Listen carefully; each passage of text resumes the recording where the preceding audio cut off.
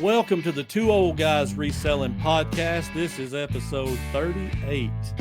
We have with us tonight our special guest, Ben, the Rocky Top Picker. What is up, Ben?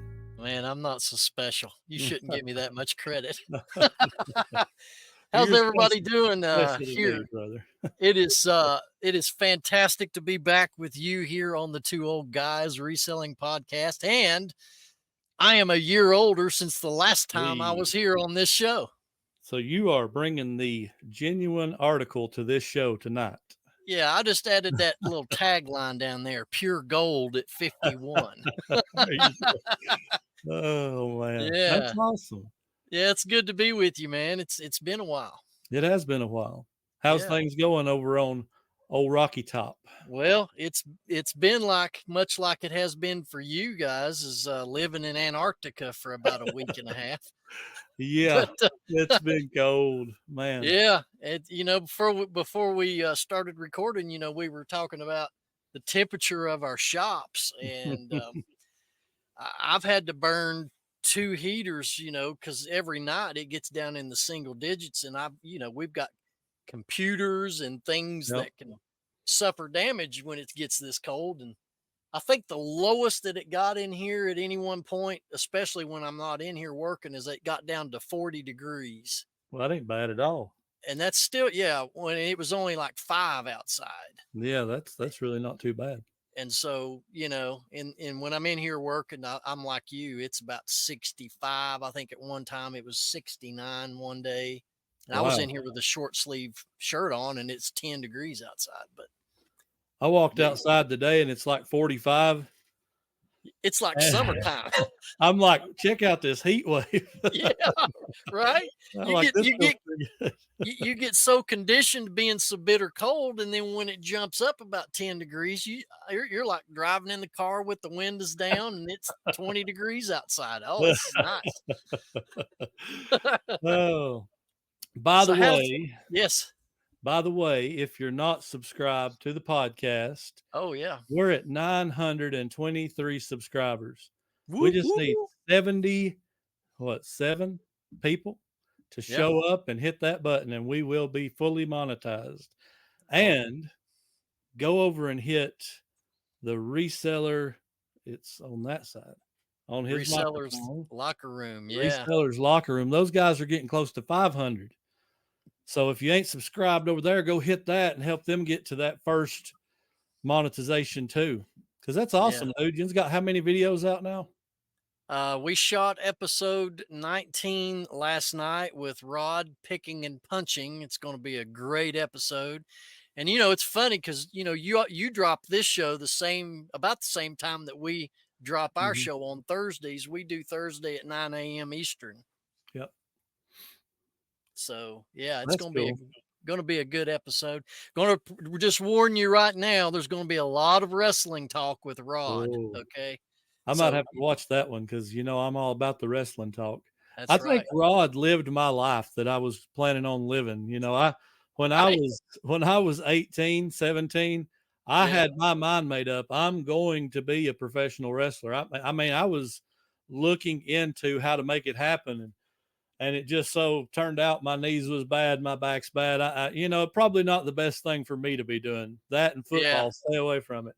Well, I can tell you, in that episode, he shares some stories about what it was like. And, he goes, man, I'd have to drive sometimes 4 and 6 hours just to have a match for 15 minutes. And then I got to get back in my car and drive 4 or 6 hours back home. Yep. So it's not all glitz and glamour like you see on Monday nights. I mean, you have to really pay a price to be able to get up to that level.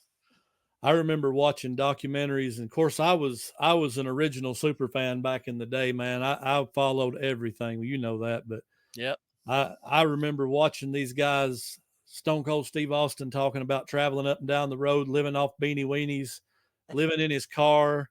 Making $20 a night to wrestle 3 times and breaking your neck, breaking your arm, breaking your back, and just barely being able to walk. And it's like, you got to love it. You got to love it to do it. You do. And, now Stone Cold Steve Austin's a millionaire, worth however much, but he paid the price. big time to get to where he's at. And most of those people did, you know. I'm sure Rod knows all about it, but yeah, that's cool. I've been to several shows, and I have to say, you know, people say, "Oh, wrestling's fake." Listen, wrestling is about as fake as your favorite opera or ballet or any of that kind of stuff. It's not fake. It just happens to be choreographed and scripted.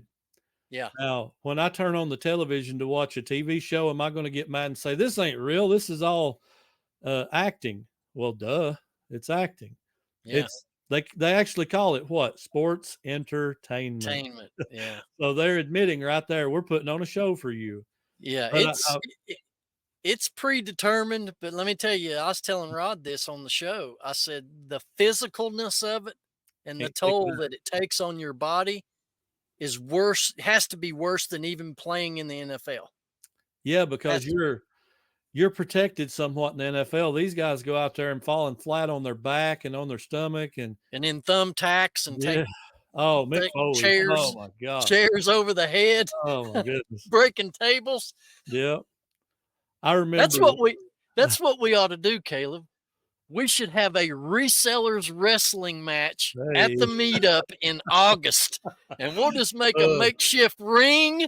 And buddy, we'll just have at it, son. Oh, well, who's the main event? I don't know. We'll have to build the card as we have people coming. We'll put your top liners, your mid card, and your bottom card, and I call Dave right now. I call Dave. Somebody I might be able to take. I'd like to have a shot at him too, by the way. So. I remember one time I went to I think it was Judgment Day 2003. Yeah. It was where Triple H and Jericho fought in the cell. Undertaker fought Hogan for the belt. It was where Kurt Angle got his head shaved by Edge. You remember that? Yeah. It was that show. We went to that one. And the big show was on the card. I think him and somebody, Ric Flair, Stone Cold, some of them fought Stone Cold. I can't remember. But Big Show, he backed somebody up in the corner. You know, he'd go, shh, and he'd hold their face down and he'd slap them. Listen, I heard that from like 100 feet away. Yeah. There ain't no faking that. No. There is not. You cannot fake slapping somebody across the chest when your hand's as big as a catcher's mitt. It hurts. I think he could slap you so hard in the chest, it'd make your heart go out of rhythm. I actually used to worry, like he's going to kill somebody one of these days. You know, he didn't just go. He was rearing back and popping them. Like, that's the kind of stuff I would dread seeing coming. And, you know, some of those guys that would rear back and chop you, and you just, after the match is over, you look at them and their chest looks like hamburger meat. And you're like, I don't care how you fall down or how you land, that's going to hurt. That is going to hurt. It brings blood to the surface. Yeah, it does. You know, a lot of times they leave a handprint in your chest. So, but anyway. Oh, man, that brings back good memories. Yeah.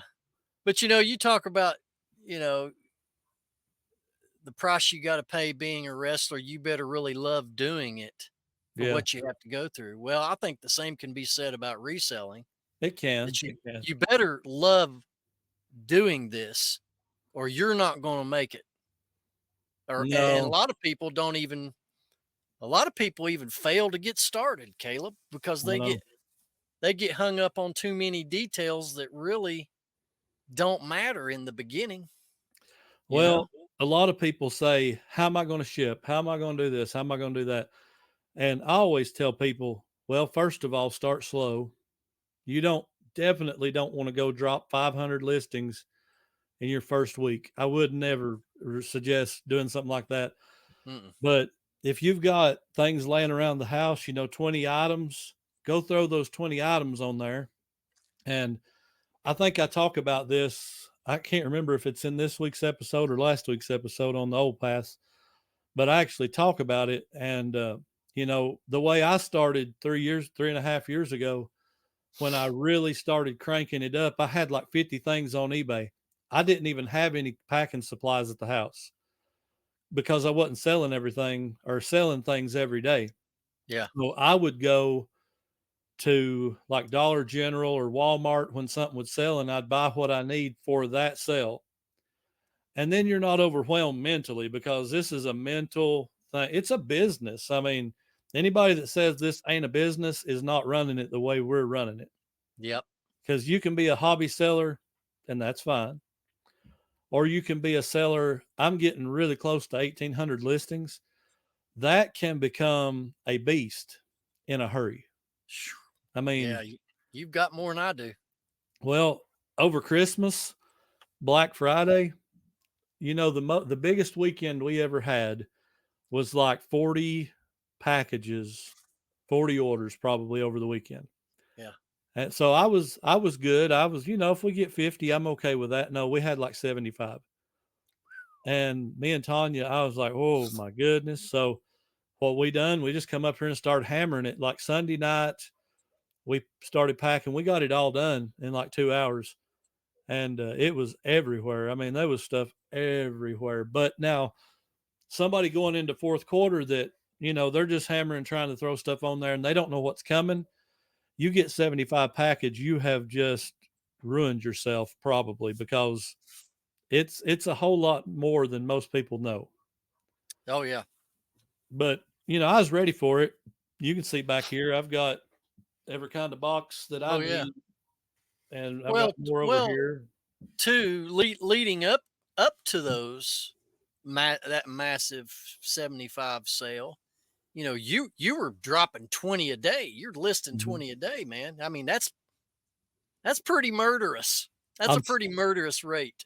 I'm still doing it, by the way. I've not. Are you really? Yeah, I've missed like 4 days this month of doing it, but I've done it every other day. Yeah. If you keep this rate up through this new year, you're going to you're going to have to upgrade your store to an enterprise or an anchor store.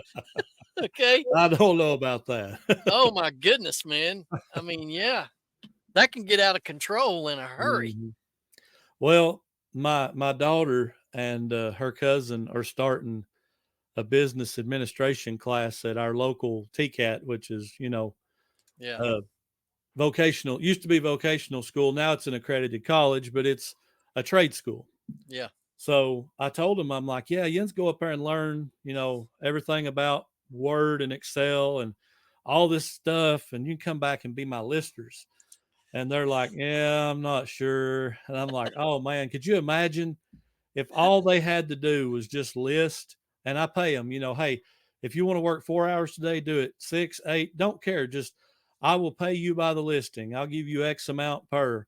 If you can do 50 a day, do it. And I'll throw it in the draft bank. I'll check it. And then when it's ready, I'll drop it.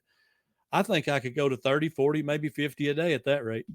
My goodness. I can't imagine what it would do to my store because 20 a day has been pretty wild. It's been a wild ride. And January, I'm not saying it's been as good as November and December, but it's not been bad by any stretch.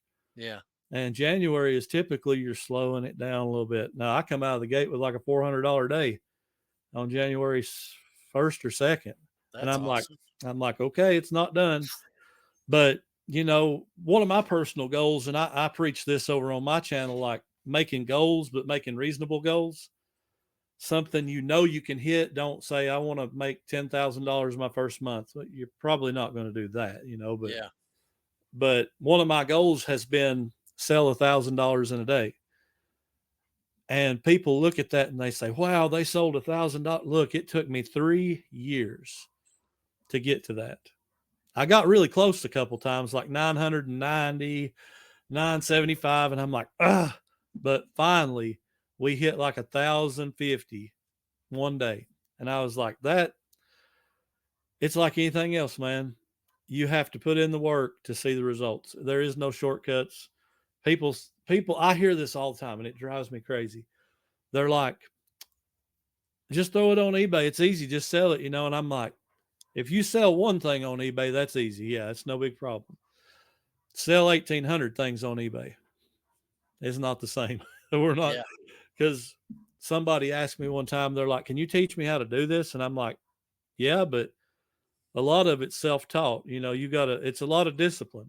This is not learning the system. That's the easy parts. The discipline and the doing the work is the hard part. Because he was like, man, I could just go to a yard sale, snap a few pictures and throw it on there real quick. I'm like, that's probably not the way you're going to end up doing it, because you're living a dream right there. And this is not that. But True. would I change what I do? Honestly, if I would have known that I can do what I'm doing now, I would have done it a lot sooner, because I love it. We're having a good time. Oh yeah. And just the other day, I told Tanya, you know how big a nerd I am. So I have a spreadsheet of what I've spent this year for my sourcing, $547 so far. And that spills over from last year, but for tax purposes, I break it off at a certain point and just start over. So far this year, 550.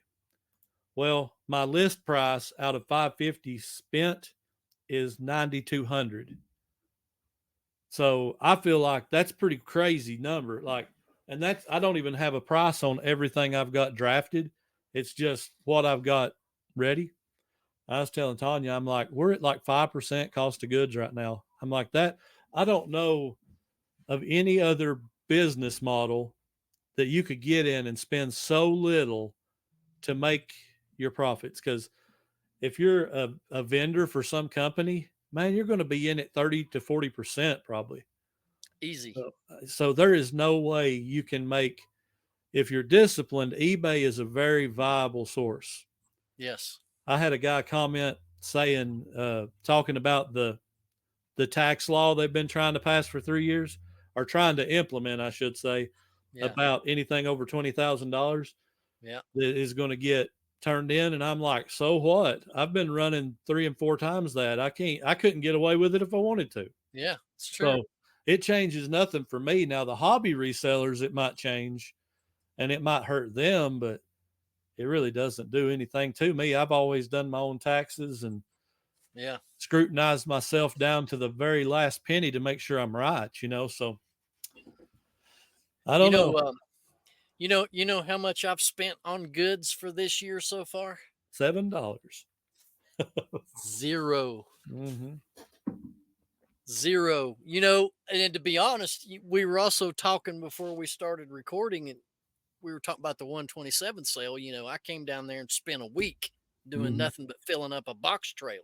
Well, I am still listing stuff from all that I picked up last August. Mm-hmm. Therefore, I don't feel need to go spend money on more inventory when I need to blow through what I've got. I mean, I've got enough here, to be honest. I could probably go to the middle of summer. Jeez, man. Yeah. Wow. I mean, but then again, you get that FOMO. Yeah, you do. When I drive by Goodwill, I have to force myself not to go. You know what I mean? Especially when that parking lot's packed. And I'm thinking, dude, they're putting the goods out because the parking lot's packed. They're getting it all. Yeah, they're getting it all, man. I'm going to be left out and I'm going to go broke, Well, we go to the thrift store some, but we haven't been actively buying. Like I said, some of this is just stuff that I bought last year that got through over into this year's spreadsheet, probably $300 of it. I think we bought $150 lot of crafting stuff, and we bought something else this year. I can't really remember, but so probably half of that money is from last year, but accounting wise, you have to do it this way. But Tanya bought this crafting lot, a local organization threw it up on Facebook Marketplace. It was like 10 totes of stamps and crafting stuff. And I mean, just gobs and gobs of stuff, $150. And she's like, well, I want the totes. If nothing else, I would buy these totes, and these totes are like $7 a piece in the store. Some of them's $10, so there's 75 to $100 of just totes. Yeah. So I just split it down the middle. I said, okay, 75 for the business, 75 personal. And that has turned into like I'm going to say at least a $3,000 profit. Well, sales price that will come out of that. So, I mean, again, $75 to make $3,000. You can't beat that. You just all can't. day long, baby. All day. And I couldn't pass that deal up. I was looking at it and I'm like, we really don't need it, but yeah, I want it. I want yeah. it. Oh, So, yeah. so I'm gonna get it. I feel you on that, man. That want supersedes the need. You know what I mean? Yes, it does. Yeah. Well, tell me something. What you've been rolling really good with your business, and what I don't think that I've ever asked you this question. Of course, we've still got to have you on the locker room, and trust me, that's going to happen. What is your favorite thing to sell? Man, because you're an everything seller, right? You I'm pretty much everything seller. Okay. What is your favorite thing? If I had to pick personal, it would be toys. But from a business standpoint, and toys, because it's nostalgia. You find everything that brings you back to your childhood, right? Toys and video game stuff. Okay. Let me phrase it this way. When you go to a sale, whether it's garage sale, yard sale, states, whatever, what do you almost come out of your skin that you see in front of you at a sale that you just cannot wait to get your hands on it and buy it and take it home? Probably toys. Vintage toys, and old video game stuff. I don't get excited if I find like a PlayStation 4. All the Xbox stuff. I don't get excited. But if I find a Nintendo, or I find let me throw some obscure ones out there, like a Sega CD, or a Sega Saturn, or a Game Gear, or a Dreamcast, or, any of that kind of stuff that you don't hardly ever find. Yeah, I'm bouncing off the walls. I'm this is great. Back in my day, it was Atari 2600, Magnavox Odyssey, Odyssey 2. Yep. Pong. Yep. All those things. And I like finding that stuff. I've learned enough now to know that if you find a great old big box of video games, they're probably mostly cheap. So don't go crazy, but do look at it. Definitely look at it. But I'll tell you, as far as the business side, Tanya has really swayed me over to the silverware and the kitchen stuff. And the reason I say that, she bought the silverware, and I've talked about it a few times, had $40 in it, and I am not joking or exaggerating at all that it's $10,000 worth of listings. This last week, we sold 2 sets of spoons for $100 each. Anytime they sell, I look at her and I'm like, man, that just, I get a fire inside. Like, you just sold 4 spoons for $100. Who does that? It's crazy. Crazy. And she sold a cooker the other day for $100. And I was like, come on. I know there is money in silverware, especially that antique stuff. Mm-hmm. And I've sold some. But with me being a single guy and me having to be a one-man show and doing everything, I don't want to have to take the time to research the design, trying to figure out what the pattern name is, clean them. Yep. It's just too much. It's too much work for me. It's there. That's like we was talking about earlier, people that look at it and say, these guys just bought silverware, threw it on there and made money. No. Everything you just said happened here. Yeah, buddy. Me and Tanya spent one day, we went through 500 and some odd pieces of silverware, almost 600, washing them, soaking them, drying them, then looking them up. But we probably spent, I would say, 5 hours total on it, 6 hours maybe. Well, so to me and her, like you said, we had each other's help. That was worth it. Now I can see where it would possibly shut you down for a couple of days. Yeah, I couldn't do it. So, and I get that, you got to keep the show going, man. Yeah. There is enough on a reseller's plate as a married couple if you're both doing it together. But when you're single, the whole ball of wax is on your shoulders. Yeah. It's not saying that I can't handle it, because, dude, I can kill it myself. I don't need any help. But I'm just saying, I'm just saying though, you got to strike a balance when you're doing reselling, whether you're married or single. You do. You have to divide between business time, family time, kids time if you have children. Yep. Then you gotta little pie out some time for your social media. You gotta pay attention to that. Then you gotta pay attention to your YouTube accounts. And I was going to do a video on my channel talking about striking that balance. And man, the thing about YouTube is everything having to do with reselling has been beat to bloody death. Yes, it has. And I don't know about you, Caleb, but do you find it challenging yet to come up with what am I going to do a video about now? Because in my mind, I'm thinking, well, this person's already done it. That person's already done it. There's my scratch card. Scratch card. I write down if I ever have an idea. Well, hey, here's mine. Here's mine. Well, I'm like, I know it's been said, but here's my point of view. I look at it that way. Well, that's true. I try to give it my spin. Yeah. Because it's out there. And I tell people that from my channel, I'm like, I think it was this last video I talked about how to be an eBay seller in 2024, all the steps basically.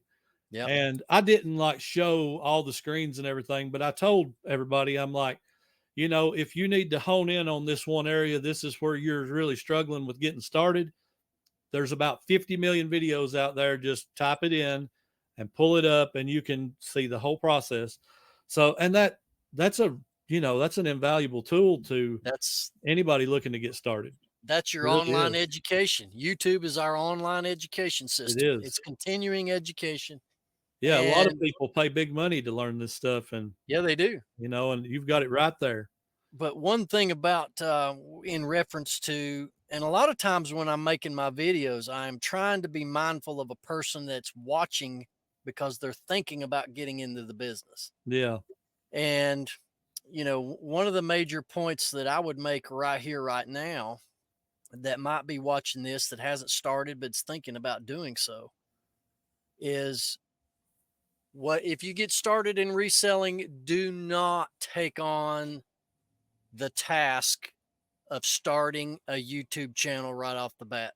I would agree with that.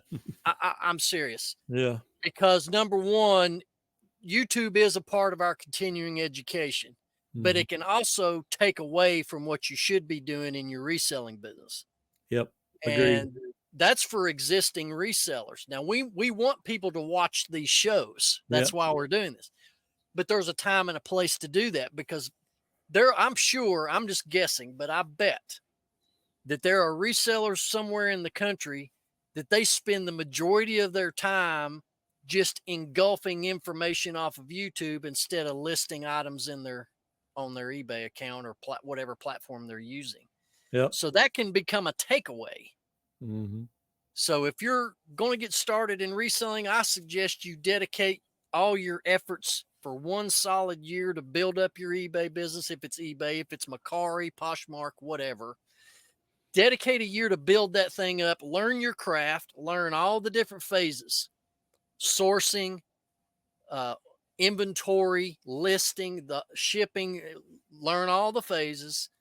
And then if you start achieving success, think about starting a channel. But I just wouldn't start one right off the bat. That is way too much pressure. I agree with that. And, part of it to me, and that's kind of how I rolled into this. I'm just be honest. I never even intended to start a YouTube channel. Don't I know this? It was not going to happen. I'm just be honest here. Blame Chris, the old school picker, everybody. If you don't like me, thank you, Chris. Yeah, blame him. But he was right. He was right about you, I guess. and all of us that subbed to you before you even put a video out, we were betting on you, and you paid off. I appreciate it. Paid off. You know, it's funny you mentioned that. I've got the second channel that I've still yet to put anything on because of what you just said. It would be too much right now. Yeah. And I believe this is a big part of this. Get your rhythm. Yep. Once you get your rhythm and you see, hey, I've worked my rhythm to where I've got a little extra time, then maybe introduce that next step and get your rhythm back in order again. And then, you know, I couldn't list 20 items a day when I first started. I was doing good to list every day when I first started. I might list 20 items a week when I first got started. Maybe not even, there was times I didn't list for a whole week or two. I mean, this isn't, you know, it's not a sprint, right? It's a marathon. That's right. But the second channel, what I was getting at, I've just let it sit there and it's linked in my description and everything. I've not mentioned it at all. It's called Picking the Old Paths. It was going to be my yard sale channel. If I had any footage, I was going to throw it out there. It's about to hit 100 subscribers. So I was like, I may have to do something over there because these people are wanting to see something. You know, I don't want to just leave everybody hanging. Get those cameras ready with spring hitting, man. Hey, you better be ready. Listen, I've got enough to drop like 5 videos right now. Goodness. But I just, it's like we're talking here, the time, finding time to edit all that and make a video is intense. And there's another facet to it that I have that's very unique to me only. I have Tanya, and I'm still yet working to get Tanya on camera. And she is fighting. She don't want to do it. And I'm like, come on, Tanya, you would make this channel instantly better. Yeah. And so the problem with the yard sale footage is, guess what? Tanya is in all of it. She's in all of them. So if I'm going to not put her on camera, the editing is about 10 times more than doing one of my resale videos. It is intensely a lot more work. I did one, but I didn't take her out of it just to show her what it looked like. And she's like, no, I can't be in that. I'm like, Tanya, you are the video. I was carrying the camera and I've got it, you know, walking around and I'm like, you're the video. The old saying goes, it's better to ask for permission, better to ask for forgiveness than permission. Yeah. So you could just go ahead and roll those videos out on the Picking channel.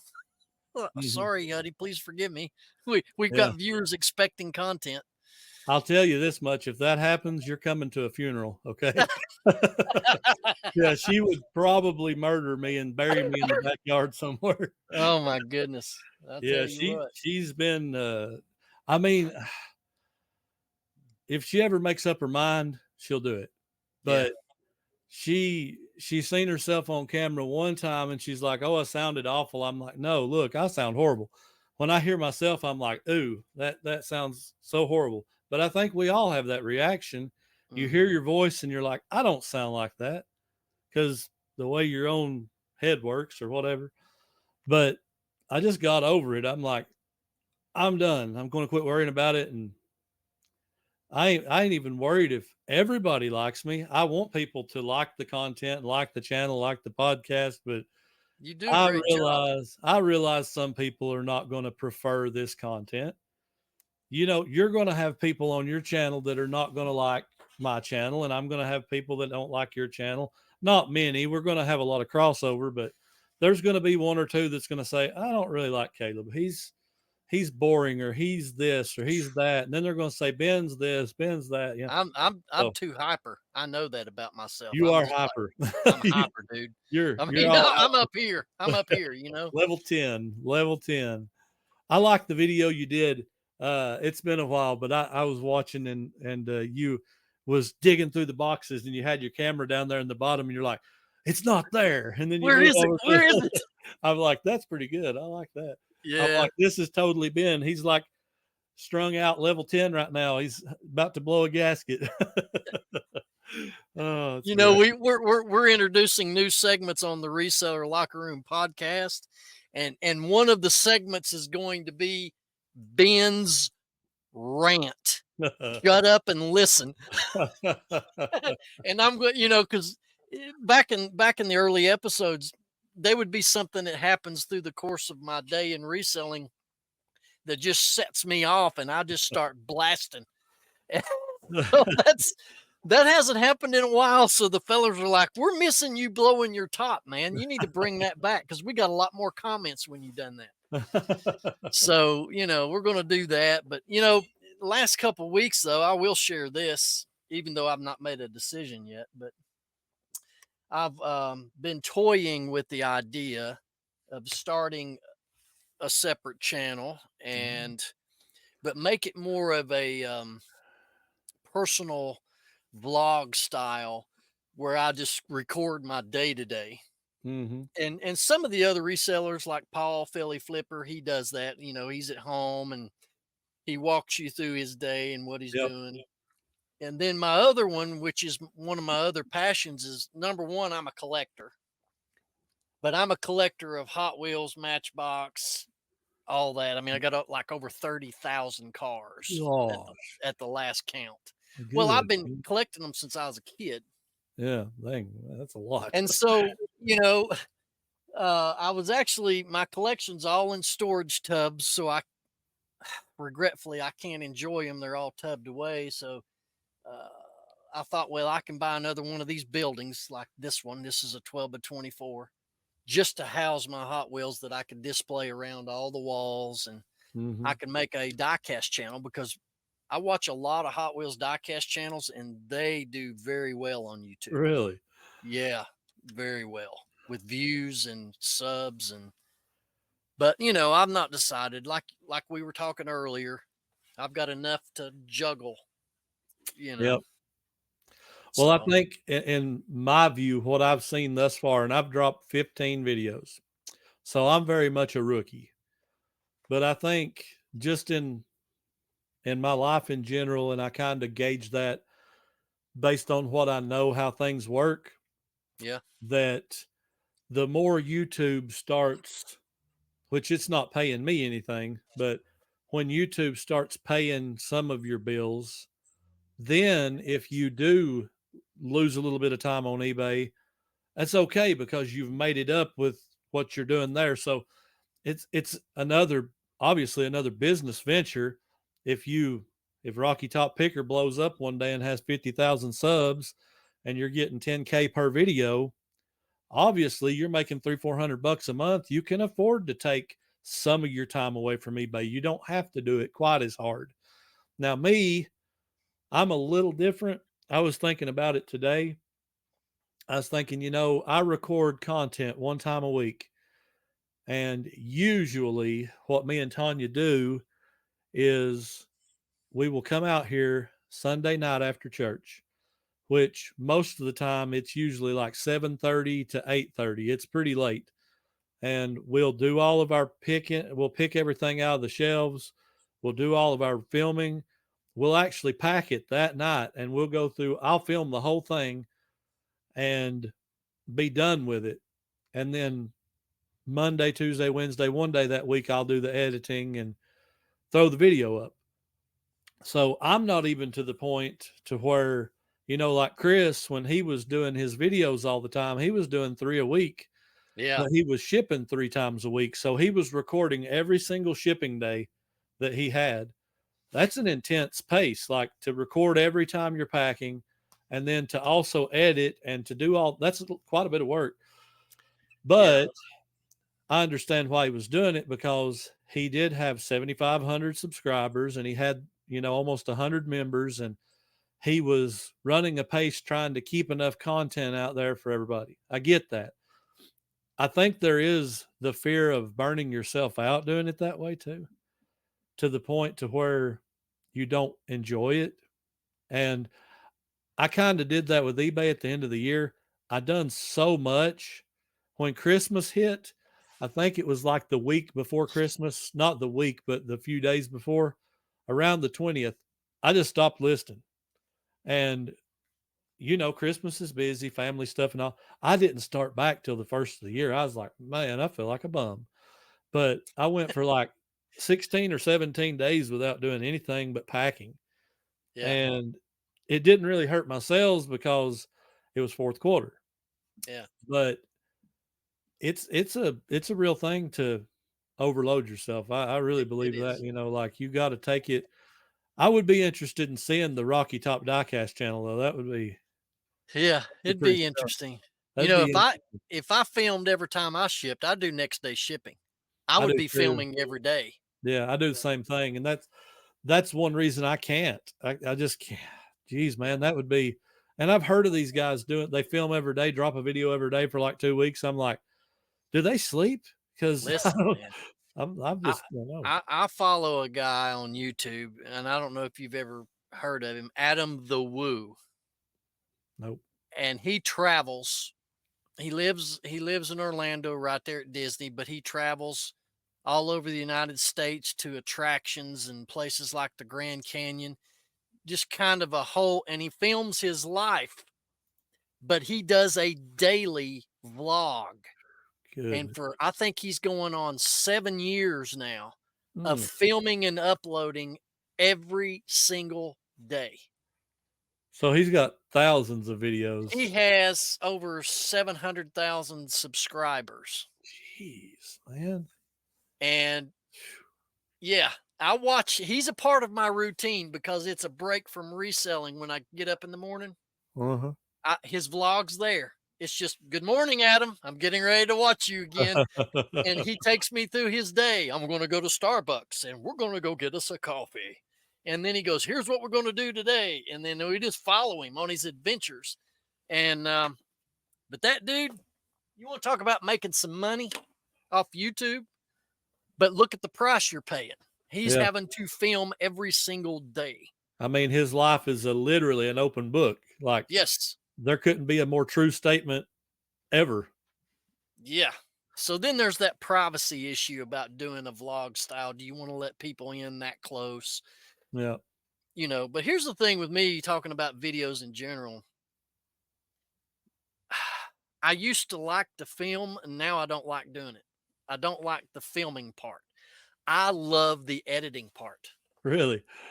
Yeah, well, think about it. That's where you get creative in your cuts and your inserts and adding music backtracks. I like that creativeness. I mean, sometimes I feel like I get too robotic when I'm in front of the camera, and sometimes I think I'm too serious a lot of the times. I don't know. Maybe the viewers here can leave a comment down below, and if you've watched my channel, let me know what you think. I think it's perfect. Like, you're being you. And that's what I've always done. I told Tanya, I said, I know I'm probably boring sometimes.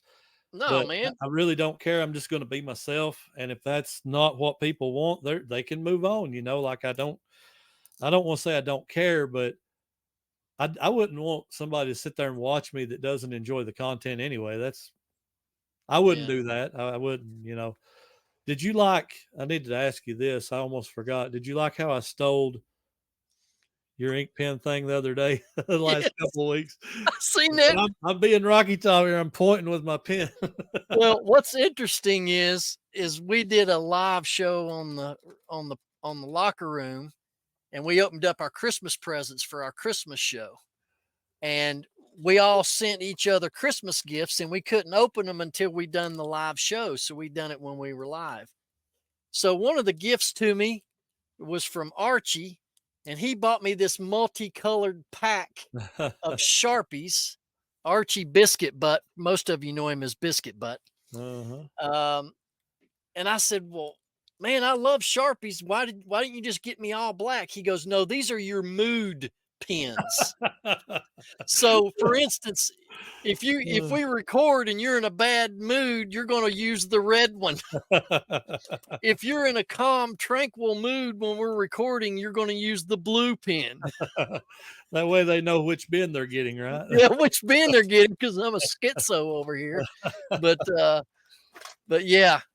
I don't know why that started that way of me holding a pen. I feel like I can make my point better when I do this, when I'm trying to make a point. So I thought of you as soon as I raised it up. I'm like, what am I doing? I'm acting like Ben right here. Yeah, the second I watched that, I was like, dude, you're copying me. Yeah, it's all fun, man. That's great. Okay, so speaking of YouTube, what is your goal, you talked about starting another channel, but for the Rocky Top Picker channel, do you have like a dream for that channel? Do you want it to get to a certain point, and when? Wow. I mean, obviously we want it to get where we're earning some income. Yeah. But I tend to set expectations super high for myself. And the guys from the locker room know this about me. I don't know. I mean, I don't know anything. I know you get 1,000 subs over 4,000 hours, you get monetized. I don't know all the ins and outs of the AdSense. I don't know what ratio it pays on.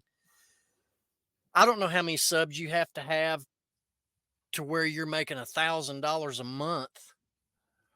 But $1,000 a month sounds pretty good to me. Now, how big do you have to be? I don't know. Do you have to be big like Kevin or Dave? No clue. Do you have to be bigger than them? I have no idea. I think just from talking to Chris, the sub count, it matters. I ain't saying it don't, but once you hit a K, it's all about views at this point. Like, you would rather have the views than the subs. The subs means you maybe get them back later and they're returning viewer. But as far as the views go, man, I would love to have been monetized on the one that hit 11K. Yeah. Because from my understanding, that would be somewhere around $100, $110 based on where you line up in what they call the RPM. And I'm talking about stuff I've not experienced yet. I've just been told and explained to me. I think I'm like 700 hours away from being monetized on the old pass. So I don't know how much longer that'll take. If I have one really good video, I'll get there. But it'll take another, 2 or 3K video to get it there like now. Or it'll take like 10 more videos that are doing 50 and 100 hours to get me there. But how close are you to being fully monetized, or are you fully monetized? No, I am. Let me see. Where was I?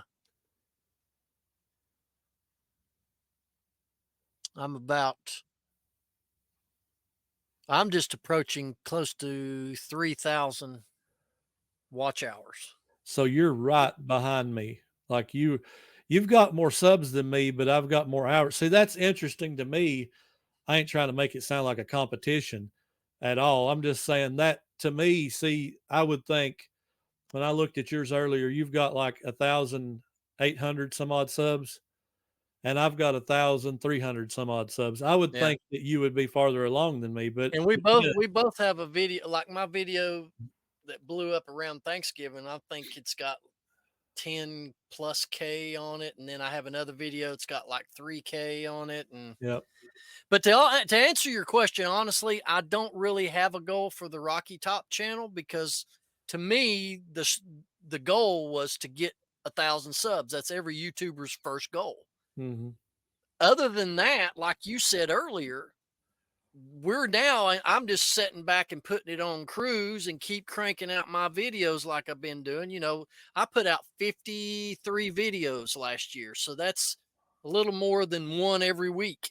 Yep. And I stayed consistent for a whole year with it. And you see it paid off too. Yeah.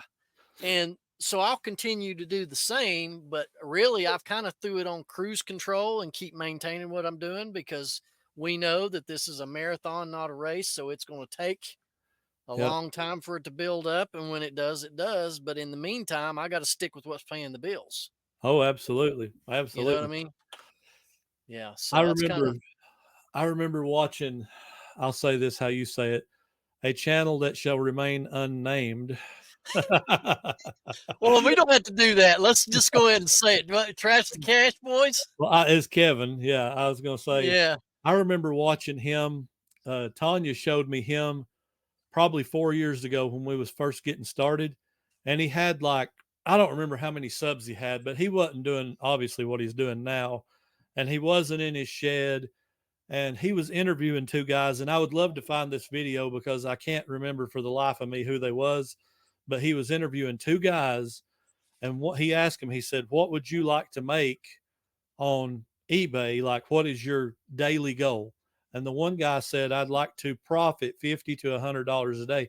And Kevin said, wow, that's life-changing money. And I'm thinking, man, like to me, $50 and $100 a day that back then sounded like crazy, like an extra $50 a day or an extra $100 a day. Like we're talking $2,000 and $3,000 a month. That's a lot of money to supplement, Yeah. and it's very doable. Even I wouldn't say like exactly part-time, but if you could devote maybe 20 hours a week, you could do it. I don't know that I do 40-hour weeks. Probably I don't. I probably do like 30-hour weeks or something like that on eBay. And yeah, I'm past that. I think our average right now is like 250 a day in sales. So that's probably realistically like 150 a day in profit or something like that. So I'm happy with that. I feel like that's a good number. But going back to what I was trying to get to, so watching Kevin talk like that 4 years ago, and let's just say Kevin had 10,000 subs back then. I don't know what he had. I have no clue. But Kevin exploded, and now he's got, is it 100,000 on his picker channel and like 60 or something on his flipper? I think something like that. So, I mean, it's possible, but Kevin didn't get there overnight either. So, I mean, No. it's, and anybody you watch, and I'll be honest. He's put a lot of work and a lot of time into it, man. Yeah, you can tell it by how many videos he's got out. I mean, there's tons of them. Anybody that's in his position that put in the time and effort that Kevin has, he deserves this success wholeheartedly. Agreed. Yeah, wholeheartedly. Agreed. So, but have you ever considered, maybe I'm spoiling your channel future news here, I don't know, but have you ever considered like memberships or any of that stuff over at Rocky Top? I don't want people to think I'm getting a big head. I've been accused of having a big head by the boys too. Have you seen that, ain't you? I have. Well, Well, no, I mean, okay. Actually, to be honest, Caleb, I've got more goals for the Reseller Locker Room podcast channel than I do for my own.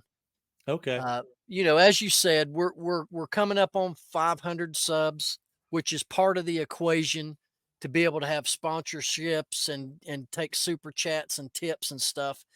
We're well past 3,000 watch hours. Matter of fact, we're coming up on 4,000. We'll hit that by the end of February, the way we're tracking.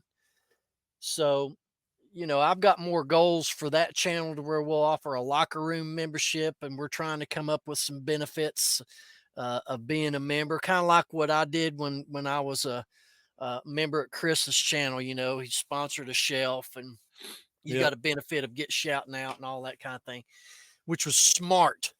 And so we're going to try to come up with something for the locker room.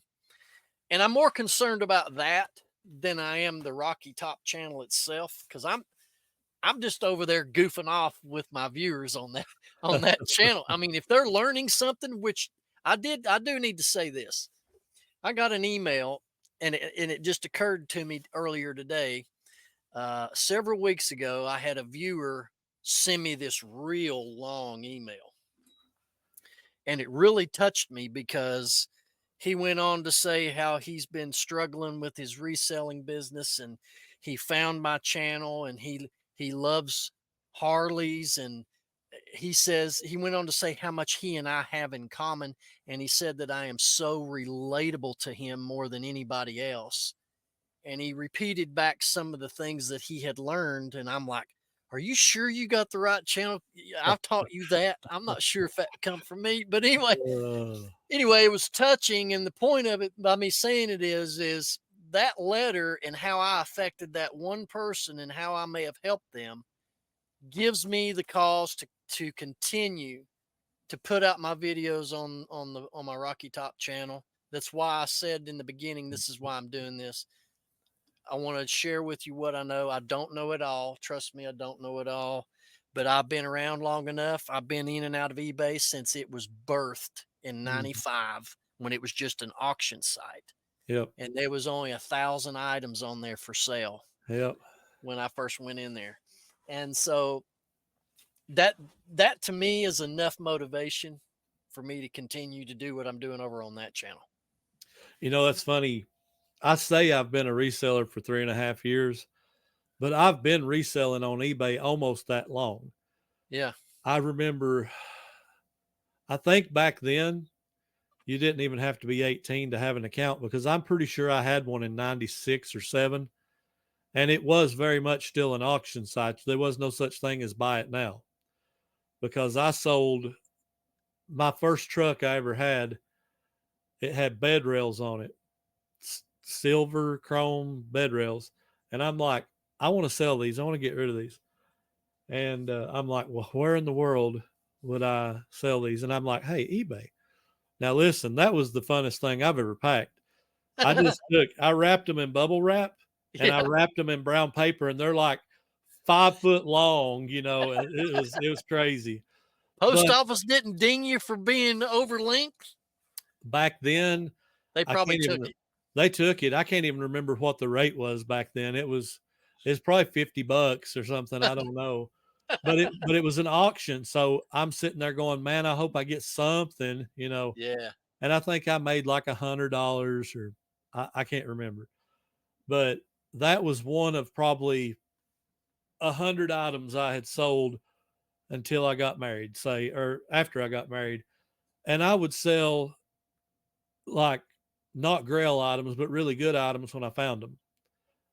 And I've done that probably 25, 30 times. And Tanya finally catches on, and she's like, and she goes to YouTube, and I'm like, oh boy.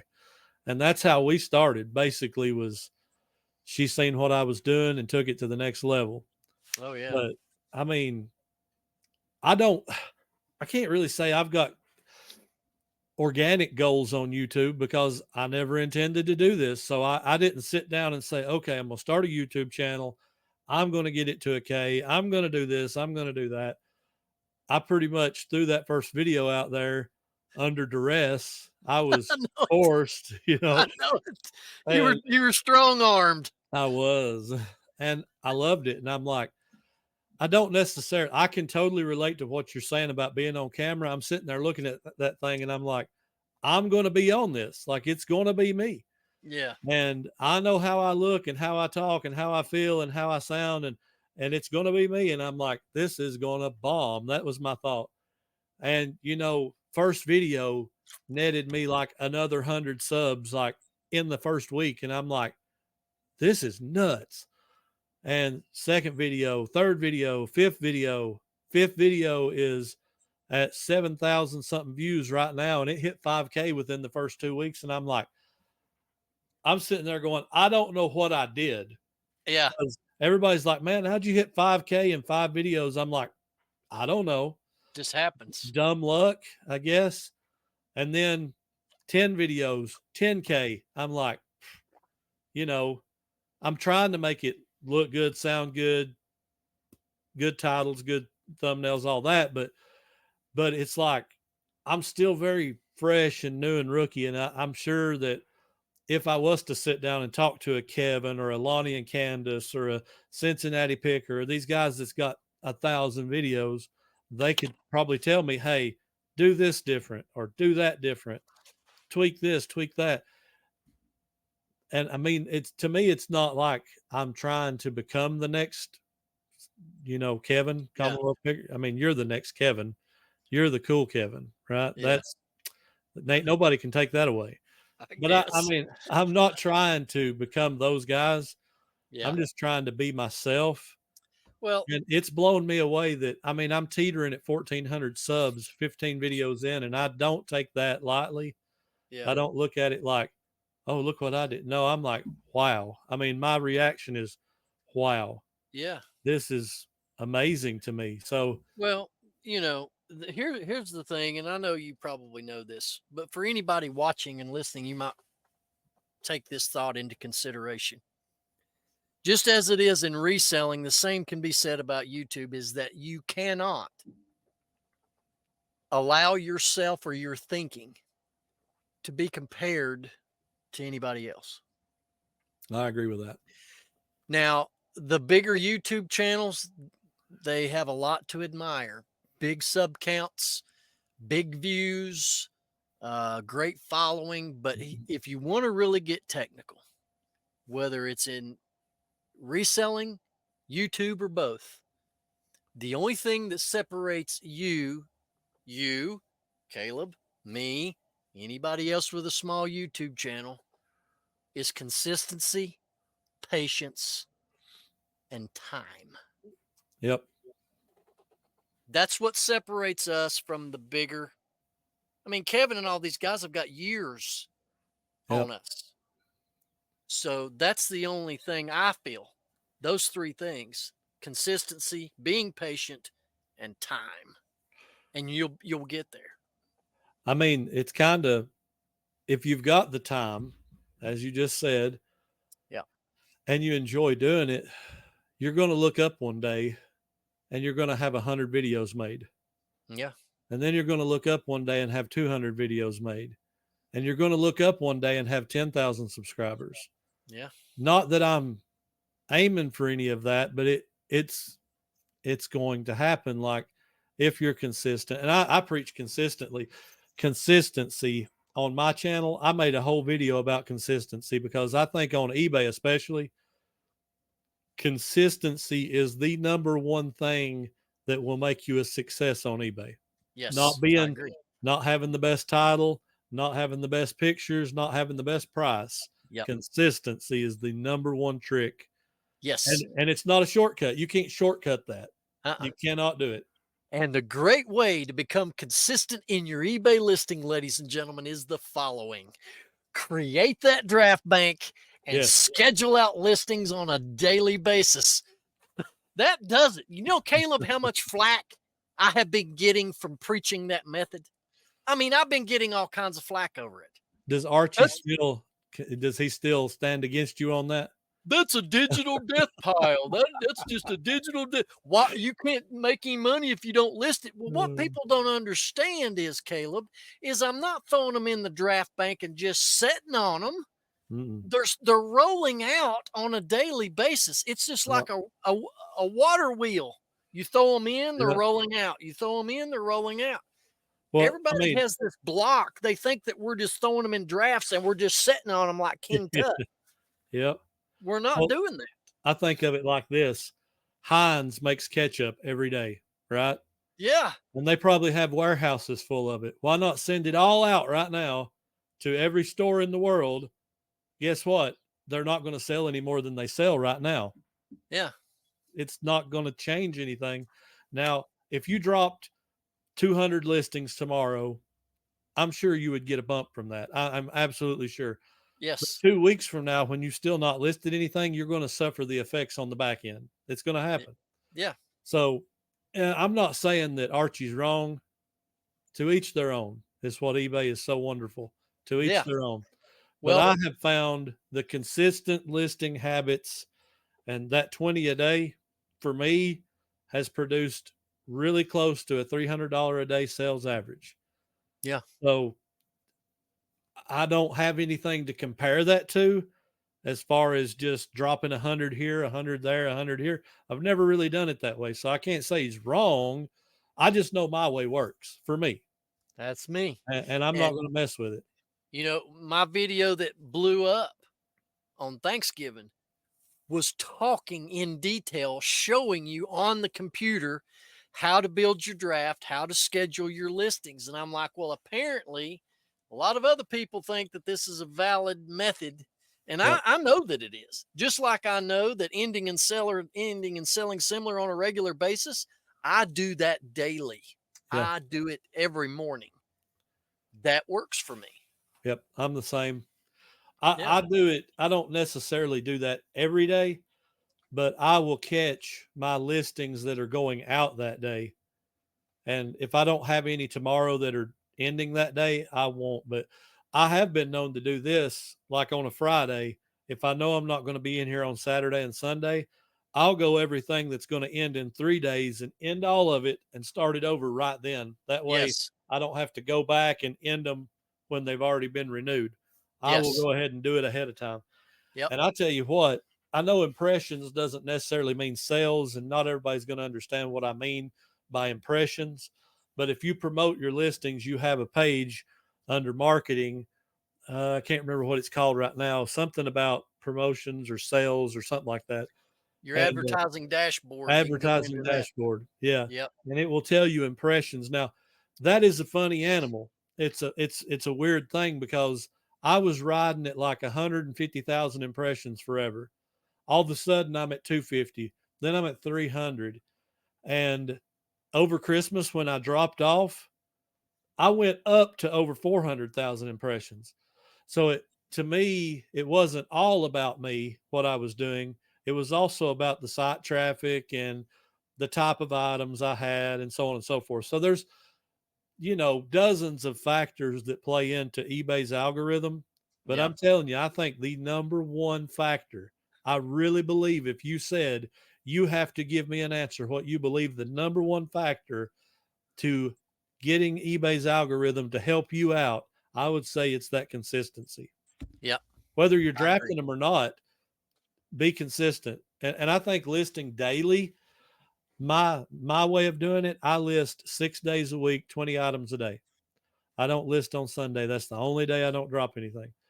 Now, I was for a while. I didn't see a big difference, so I just went back to not doing it. But I'm telling you, that consistent 6 days a week, 20 a day, man, it's been a game changer for us. Like, huge game changer. Absolutely. Absolutely. So we've talked about YouTube. We've talked about eBay. We've talked a little bit of wrestling. Yes, sir. And you answered the questions I was going to ask you before I ever asked them. But I've got 2 questions before I let you go. And then we'll do our sell of the week, comment of the week, dad joke too. But all right, got you. But I've got 2 more questions, and the first one is very important. This if you don't answer this right, you may never be invited back to this show. That's all I got to say. Fire away, Hoss. Here it goes. Who is your favorite YouTube reseller? Oh, put you on spot. I knew that was coming. Better answer it right, not to tell you how to answer. No, you can be honest. I'm just kidding, or you can have more than one favorite. Or who's just some of your favorite YouTube reselling channels? Oh, lousy day. And you can't pick yourself.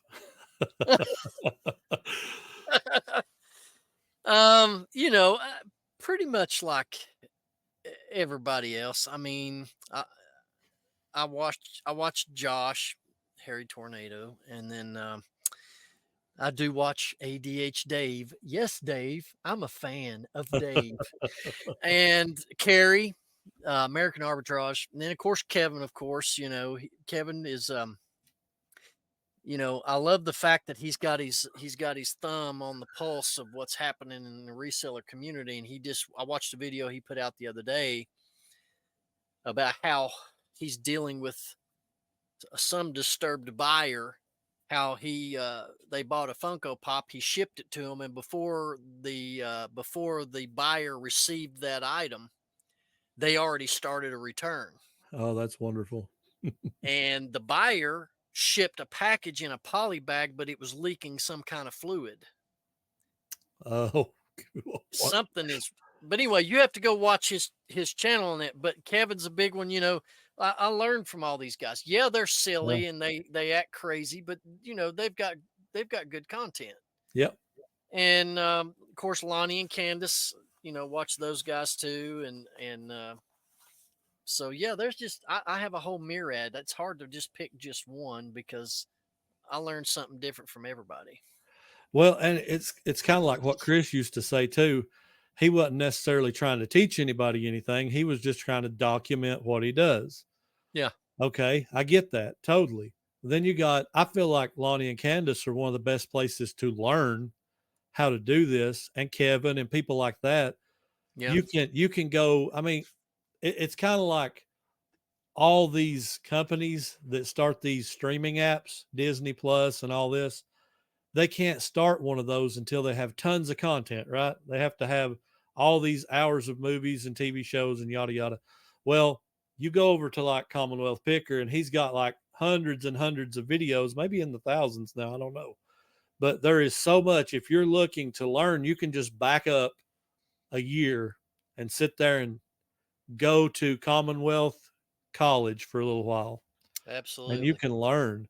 And I don't know how many times I've went to YouTube and looked up, like I've worked on cars. I know what I'm doing, but okay, this one's a little bit different. So I'm going to look up, where's the alternator on this one, or where's this sensor, or where's that sensor, or whatever.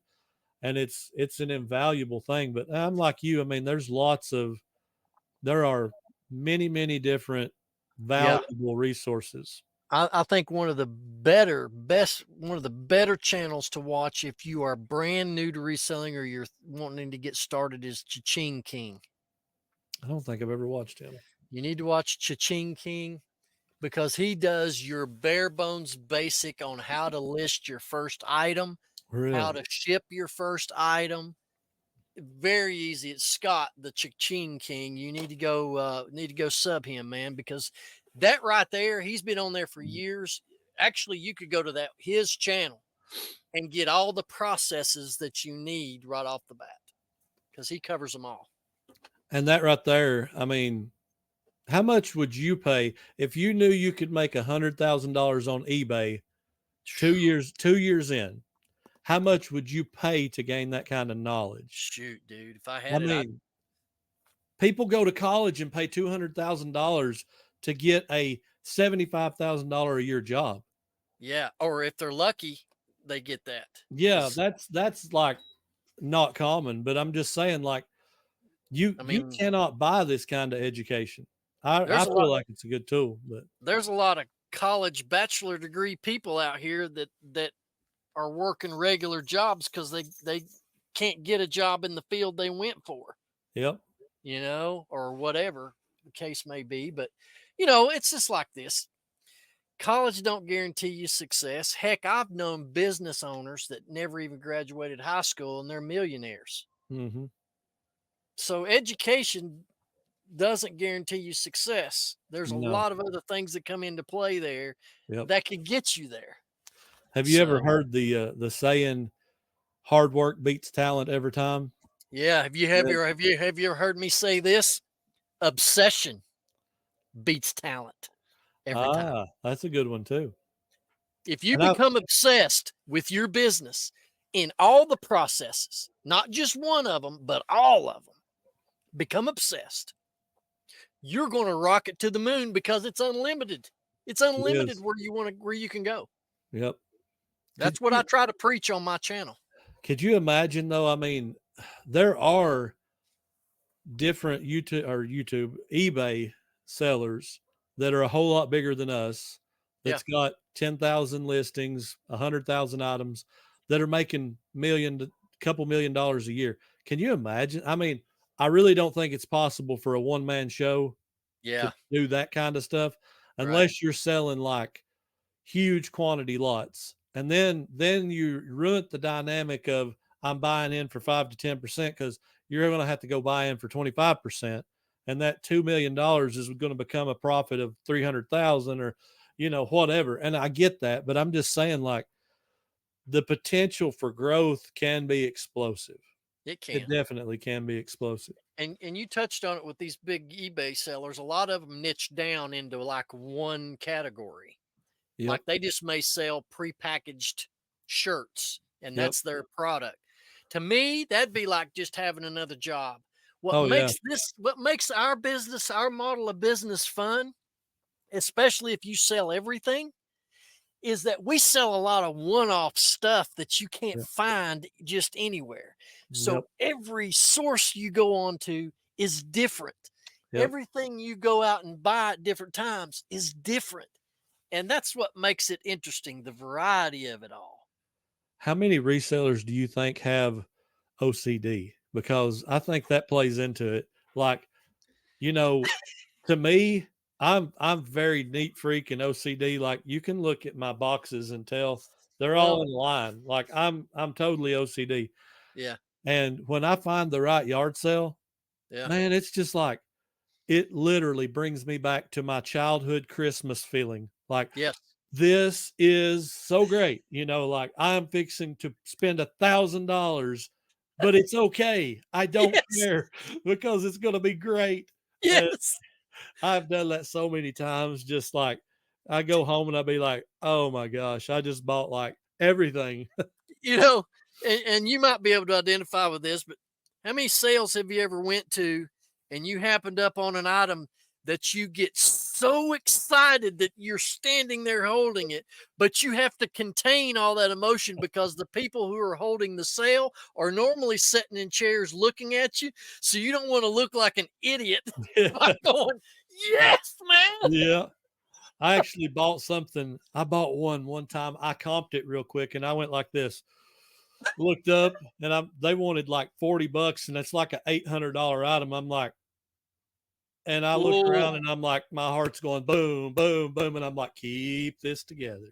And you're just like, you're like, well, this is interesting. I might get it. I might buy this. Maybe if you talk right to me, I might. If the price is right, I might get this. Yeah, that's I crazy. have been there. Oh, I've been there so many times. Yeah, it's fun, man. We went to one. I'll tell you this, then I'll ask you the last question. Okay. We went to one. It was last year, and we walk up on this yard sale. It's 7 a.m, maybe 6:45. They was barely open. We're the first people there. Yeah. We ended up buying everything off the side tables, everything off the front tables. I bought a coin collection. We spent like $1,500. We bought everything but one little table. I'd already paid for it. We're loading it up. These people come walking up and he starts looking and I said, oh, sorry, we bought that. And he starts looking over here. I'm sorry, we bought that. Finally, he said, well, what didn't you buy? I said, well, that right there. And he just walks off. I'm like, I kind of feel bad, but I have to. And I have no idea right now what that profited me, but I mean, I bought so much stuff. And that's where I found all the BBC DVDs we talked about on here, me and Chris, so many times. I spent $100 on a huge box, and I made at least $1,500 to $2,000 on that box. Nice. And it opened my eyes. I didn't even know about BBC before that and Acorn and all that stuff. So that in itself was an education, you know. Yep. And I mean, I love it. I mean, it's like it's got to be some kind of you know, like adrenaline. It's got to be something in your body that releases when you do that. It's kind of euphoric in a way. Yeah. I mean, it's like your brain gets an instant shot of caffeine, adrenaline, and everything all at once. You're just like, giddy, you know. Oh my goodness. That's what makes it fun. Oh, that's, you know, the funny thing is we was yard selling for 15 years before we was reselling. I could have been doing this the whole time. And I bet it didn't feel the same back then as it does now, does it? No, because I wasn't making no money. Yeah. I used to have a game room. The funny thing is I barely ever play video games, barely ever. But because it was my childhood, I would buy every game I found for $1 and $2. I had a 50 some odd inch big screen, the old box style TV, turned into a corner of my back room, and I had a big shelf beside it. And I had like 100 video games and 3 or 4 systems just because I found them at yard sales. Yeah. And I would go back there and play a game like once a month. And finally, I'm like, this is stupid. Like, I'm getting rid of this stuff. And I sold a bunch of it off, not on eBay, but I sold it off. Yeah. And then years later, I found out, you know, hey, dummy, you could have been doing this and making money at it. So that's what I'm doing. Nothing changed about the sourcing part, except for we buy more than we used to. Oh yeah. But you would have thought we was resellers back then, because we would go drop $500 at a yard sale. Wow. I mean, just because it's, hey, if you go to the store to buy this stuff, it's going to be like $5,000. So we was doing that back in the day. Well, I went to yard sales before I started reselling, but I didn't drop that kind of money. I was tighter than Dick's hat band.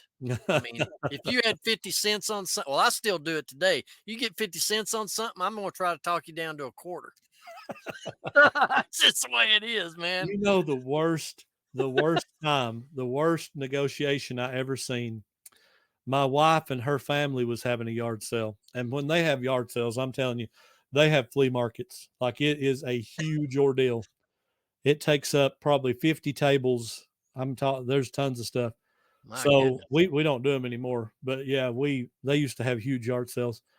But this guy comes up, and one of her aunts had a bowl, these that contains the spoons and stuff. Yeah. And she had like $2 for the container and like probably 15 utensils, $2.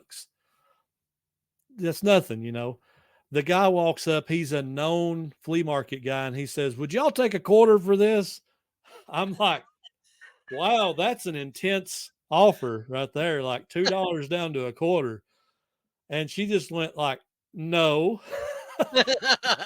I said, if you'd have said $1, she might have been okay. Oh yeah, yeah. So you learn these tricks, and Yeah. I don't care to throw in a very aggressive offer out. Like, if somebody's got $100 on something, I might say, "Well, would you consider $50?" But most of the time, if I know the value, I'm probably going to come in like 75, $80. But to me, you just never know. You're buying in the risk. You're buying in the what if. So I have to take that into account too. But so I don't care to go strong, but most of the time I'm pretty workable. I usually do it when I'm bargaining back and forth. I do it on a scale basis of, first of all, my first offer, I'm going to make you, in my mind, I'm going to be able to triple my money on this. Yeah. That'll be the first offer that I'll give you. If you decline that, the very least I am willing offer wise to make you is at least double my money. Yeah. Obviously, or we don't have a deal at all. Yeah. You If it have goes to. if it goes below that, I'm not fooling with it. Well, you can go the wrong way real quick if you're Yeah, you doing can. much more than that. Yeah. All right. So here's my last question, and then I will let you go. Yes, sir. If money was no issue for the Rocky Top picker, you had Mm. plenty of it in the bank, never had to worry about it again, what would you be doing? I would first go travel to the Philippines and find me a wife. The Philippines. Wow. No, I'm just kidding.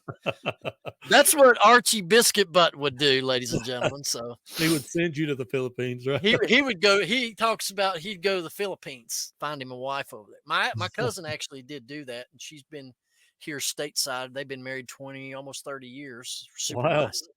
Yeah. But anyway, no. Money was no object. Man, I tell you, I would probably travel the world and then take my GoPro and do a YouTube channel filming my adventures. Really? Yeah.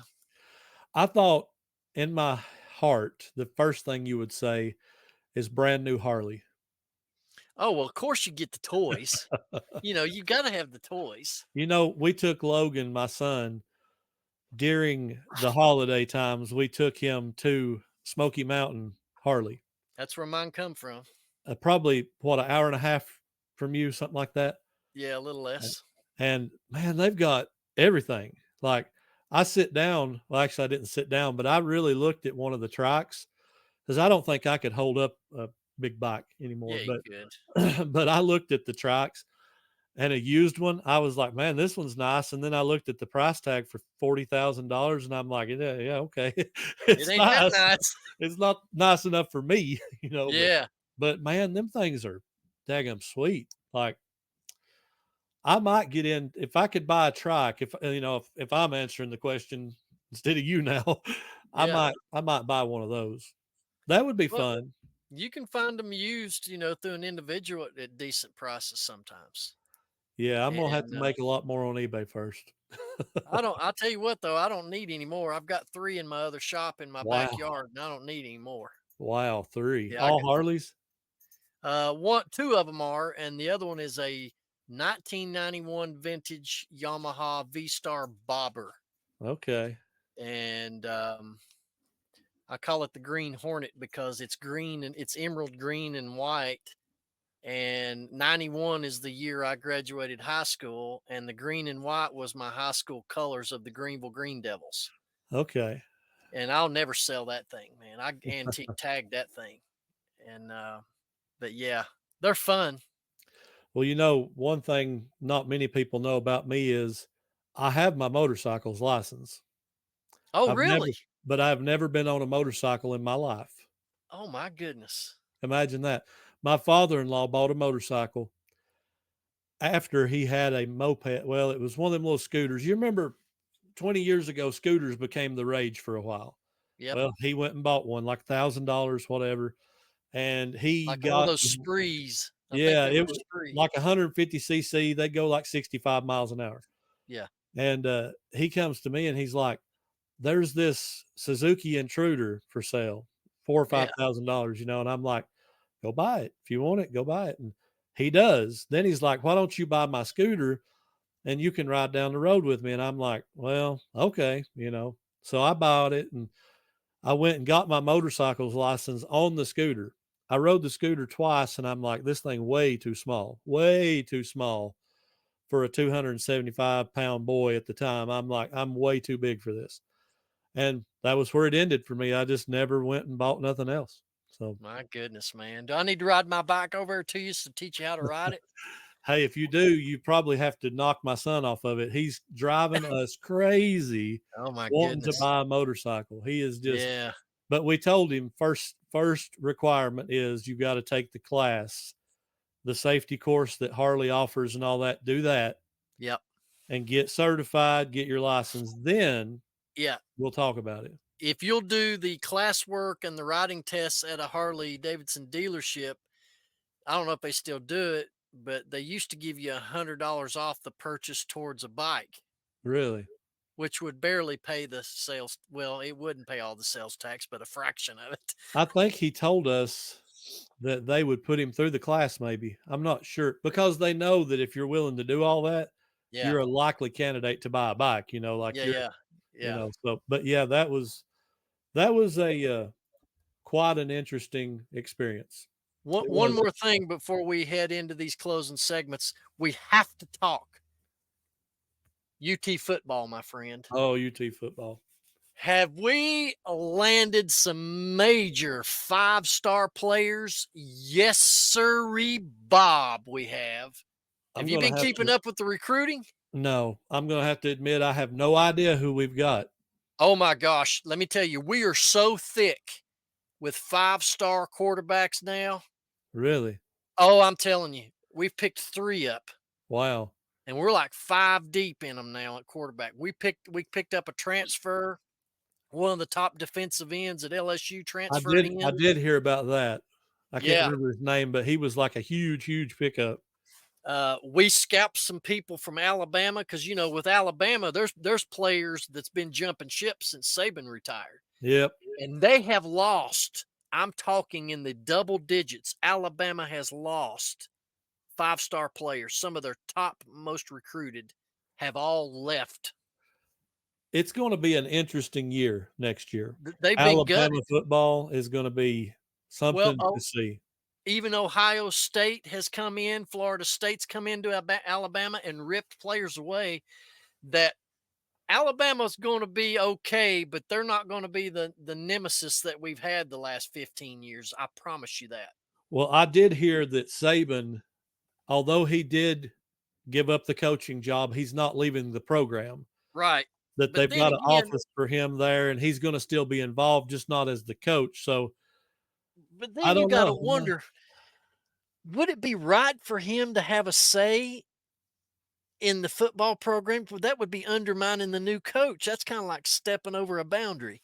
As long as he kept it in like an athletic director kind of role, I'd be okay with it. But don't come down here and tell me how to run my program. You know, don't. Because Saban has spent all these years recruiting these top national players, and now they're all gone. Because they wanted to play for Nick Saban. Exactly. They wanted to get coached by Saban, which, Coach Saban, I think, in my opinion, is one of the best college football coaches in history. Yeah, agreed. And so I don't blame players for wanting to leave if he's not going to be there. And but I just had to mention that it is looking primo for us this season coming up. I mean, with the bowl game, the way Nico played, I was excited about that alone. Oh, yeah. I was actually very surprised with that out. I mean, I was hopeful we would win. I didn't know we was going to blow them out like that, though. Oh, yeah. Nico, we got some great things coming for the Vols. So Yep. if you're an Alabama fan and you're a viewer and a watcher, sorry, please don't unsubscribe. I'm sorry, but you Alabama people have had it great all these years. Now it's our turn. What, 20 years at least? Yes. And we've had it rough for at least 12 or 15. Oh my gosh. Well, since they got rid of Fulmer after 1998, we've had it bad. Yep. I totally agree. Yeah, it's exciting times coming for UT football for sure. Who you pulling for in the NFL right now? Who's your team? I hope Kansas City takes it all, man. You know, honestly, I'm okay with any of the four. I'm a 49ers fan. Oh, yeah. So, see this mouse pad over here? Yeah. 49ers mouse pad. 49ers. I'm a 49ers guy, so I'm pulling for them. But secretly, in the back of my head, I'm going to be okay if Detroit beats them because I think it would be so cool if Detroit got to go to the Super Bowl. Yep. I think it'd be just so awesome if they went up there and won it all. You're right. I'm pulling for San Fran, but if Detroit goes, I'm okay with that. And I am a Kansas City fan. I like Pat Mahomes, but he's had it so much. Like, let somebody else have it, you know, which, I mean, he's a talented guy. Like, he's super talented. And that's going to be a crazy game. Him and Lamar Jackson, that's going to be a crazy game to watch. Yep. So if I have to pick one team I don't want to win, keep Baltimore out of it. Yep. Because they was a Tennessee rival. So they can stay out. I'm okay with the rest of them. Yeah, and Kansas City's got quite a few former Tennessee players. So, you know. They're a tough team, man. They are. If it ends up being KC and San Francisco, it's going to be some kind of game. Oh, yeah. Because San Francisco's got some high caliber guys too. They do. Crazy, crazy stuff. All right. You want to get into sale? Let's do a sale of the week. You want to go first? Right. Yeah, I'll go first. All right. What is your sale of the week? I sold 2 bisque figurines, vintage Mickey Mouse figurines from the 1930s, made in Japan. And that came out of a bulk buy that I did. It was in the bottom of one of these 15 or 18 tubs that I bought, dug them out. Sold for $51 plus shipping, and that's even with the paint chipped on them. Nice. Yeah. You don't find that every day. Nope. Well, I sold. It's on the video coming out right after this. It is not branded whatsoever, so I can't tell you the brand, but it is a peacock serving dish type thing. It's a peacock, and its tail makes the bowl. It's like a detailed dish. Had it listed for $89, took an offer of $75. After I put that as my sale of the week, Tanya sold 2 more things of silverware for $100 a pop too. So, but I like the peacock dish. It was so cool looking. Oh, I bet it was. It's really neat. So everybody go watch the Old Pass right after this, and you'll see it. It is a really, really cool looking peacock dish.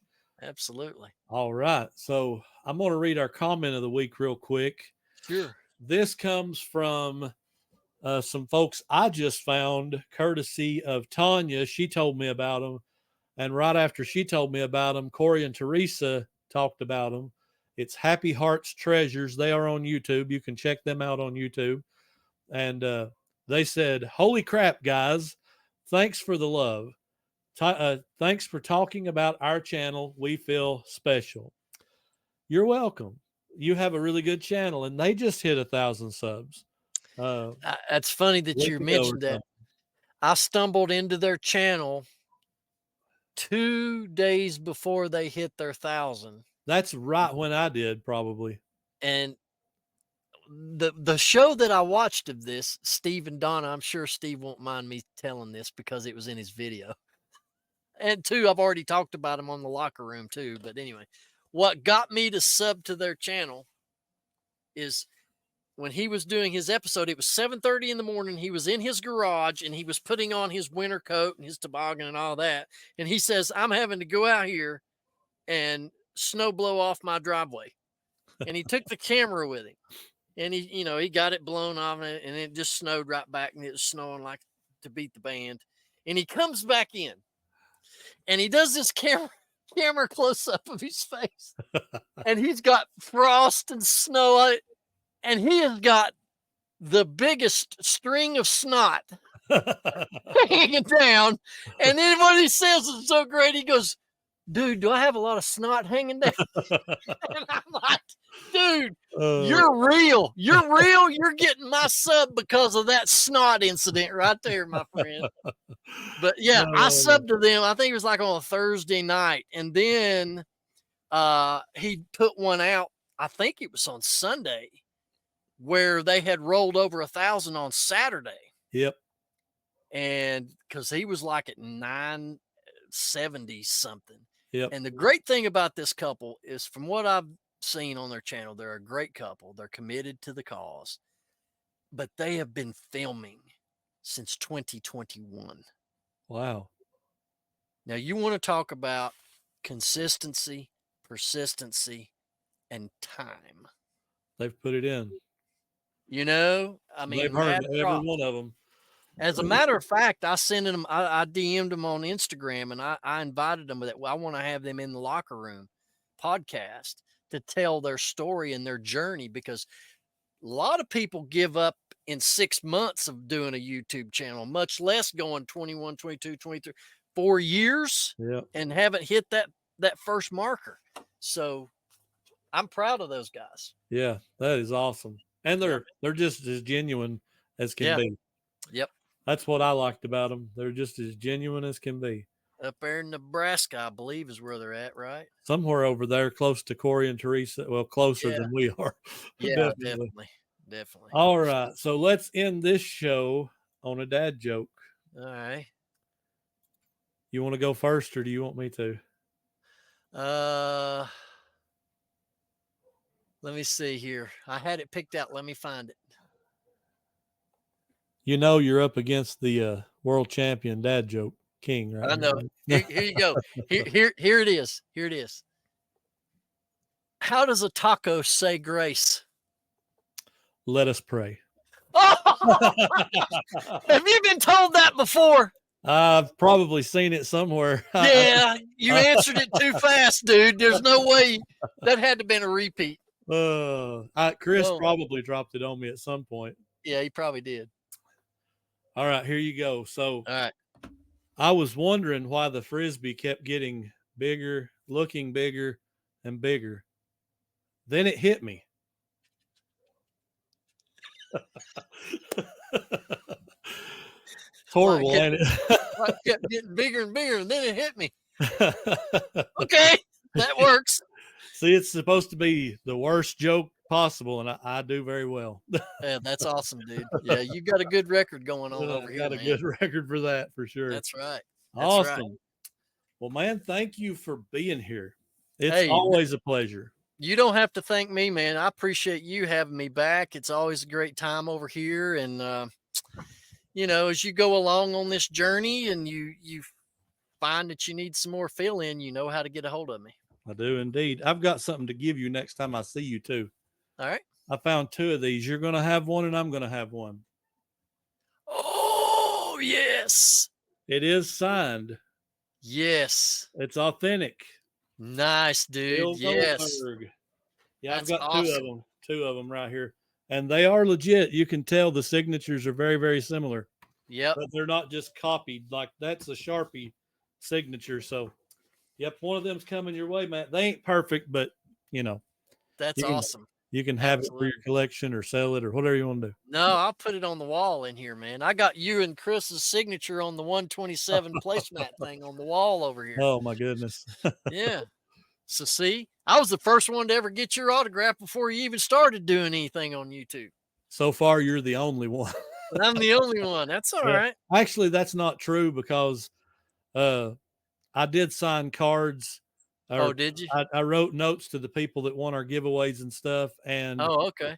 I've done it for people that like viewer sales. I've wrote them little notes and signed them. Yeah, but I'm the first one that seeked you out just for you to sign it. you're the first and only one that's ever asked for it. I'll just say. Yeah. There you go, buddy. Oh, that's right. My pleasure. Awesome. Well, guys, this has been Two Old Guys. Appreciate you, Ben, Rocky Top Picker. Once again, guys, if you ain't subscribed to Rocky Top Picker and the Resellers Locker Room podcast, go subscribe to both of those, and especially the podcast. They're like 40-ish away. They could really use that boost. Let's get them over 500 and get them that first stage of monetization. They'd really, really help them a lot. So if you can, we'd appreciate it. If you've got 5 accounts, do it on all 5. Whatever you got to do, right?